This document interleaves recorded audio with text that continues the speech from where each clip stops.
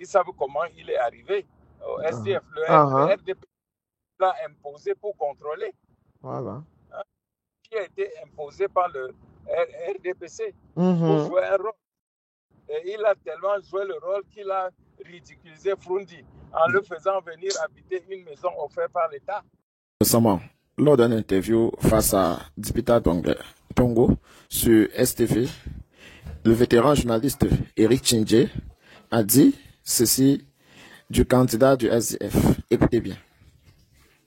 Par Joshua aussi, du SDF. J'aime bien Joshua aussi et je crois que, en ce qui me concerne, il a ce profil-là et je peux te donner les raisons. Joshua est parfaitement bilingue, il connaît bien le système anglo-saxon comme le système français. Et puis il a l'âge, parce que l'âge aussi est important. Donc, moi j'aimerais voir quelqu'un entre 45 et 60, 65, pourquoi pas. Donc il a tout ça, quoi. Joshua, oui. Il faut dire clairement que Eric Tchindje est dans une tendance de candidature anglophone. Au départ, il a parlé d'un problème d'âge, mais on lui a vu soutenir Akérémouna. De deux choses. L'un, on est bien en politique, la ruse elle est permise, mais il ne faudrait pas que les gars nous disent qu'ils cherchent un programme politique pour soutenir. Parce que là, on est clairement dans une option sentimentale, régionaliste et amicale. Rien à voir avec celui qui a toujours été à côté du peuple, du moins depuis 2018. Rien à voir avec celui qui a les militants actuellement en prison. Rien à voir avec celui qui, pour l'instant, pose le plus de problèmes au régime en place. Donc, logiquement, on est dans une tendance de soutien du frère. Du frère, vous pouvez appeler ça comme vous voulez, mais je ne veux pas aller plus loin que cela. Du frère. Il y a deux systèmes. Il y a le système français qui vient de France et puis le système anglo-saxon, j'imagine, qui vient d'Angleterre. C'est clair. Le fait que les parents système parlementaire et système présidentiel. Il y a ça, mais il y a beaucoup d'autres éléments de cultures différentes. Il y a beaucoup de parents à Yaoundé et ailleurs, francophones, entre guillemets, qui envoient leurs enfants dans le système anglo-saxon. Je trouve que c'est parce que ces parents se sont rendus compte que peut-être ce système est meilleur. Absolument. Alors, cela dit, je l'ai dit dès l'entame de l'émission, nous sommes en année préélectorale. D'ailleurs, du candidat, je veux dire. Qui pense... je suis obligé de le dire, malgré moi, mais il y a des gens qui ont passé le temps à réfléchir sur le sort de ce pays. Et ces gens-là ont constaté,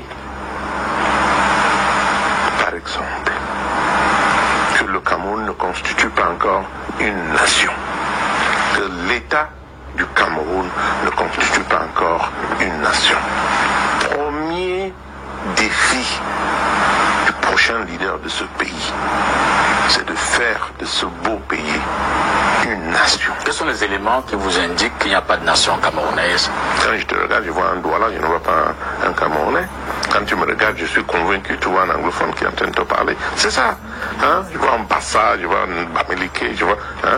On est en train on a réduit le pays en une conglomération, n'est-ce pas, des tribus. Non, nous pouvons en faire un pays, une nation camerounaise dont tout le monde est fier. Et pour le faire, il y a une politique qu'il faut mener.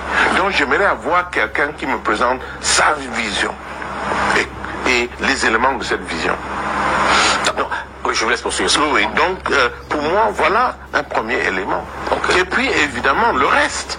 On a un sérieux problème de justice dans ce pays. J'aimerais un programme qui qui nous présente une politique de transformation du système de justice. N'en parlons pas pour la santé, pour l'économie, pour l'agriculture de notre pays, ainsi de suite. J'aimerais voir le programme de changement. Il y a des choses qui doivent changer dans ce pays. Regardons les infrastructures. Donc j'aimerais voir quelqu'un, je ne sais pas qui, j'aimerais, si je parle du système anglophone, c'est tout simplement parce que nous avons accès à ces deux systèmes. Quand on a réuni les deux pays en 1960-61, c'était clair qu'il y a deux systèmes. On avait accepté les deux systèmes. Mais pourquoi, qu'est-ce qui nous empêche d'essayer l'autre? Pourquoi on nous a imposé le même système depuis 60-70 ans? Pourquoi? On peut changer. C'est tout ce que je veux et j'aimerais, n'est-ce pas, qu'on nous présente un candidat qui comprend les deux systèmes. J'aimerais revenir au pays et assister à un débat entre ces candidats-là, en français et en anglais. Nous parler de leur vision de l'avenir du Cameroun et une vision qui tienne compte de tous ces éléments. D'accord. Essayons de faire un petit jeu, justement parlant des candidats. Je vais citer certains, ou du moins des acteurs politiques de premier rôle. Je vais citer certains et vous me direz qui c'est peut-être s'ils répondent aux caractéristiques, au profil, je commence que c'est peut-être... Le patriarche Albin Zonga dit clairement ce qu'il pense de la candidature de Joshua aussi. Il y a beaucoup de Camerounais qui rêvent d'une coalition entre le MLC et le SDF sur le plan idéologique. L'un est social, totalement social, bien qu'au fil des années, elles n'ont pas vraiment assumé cette idéologie-là. Et l'un est libéral, social-libéral. Donc, en quelque sorte, il y a une petite portion de socialisme que nous partageons ensemble sur le développement, c'est-à-dire la redistribution des ressources.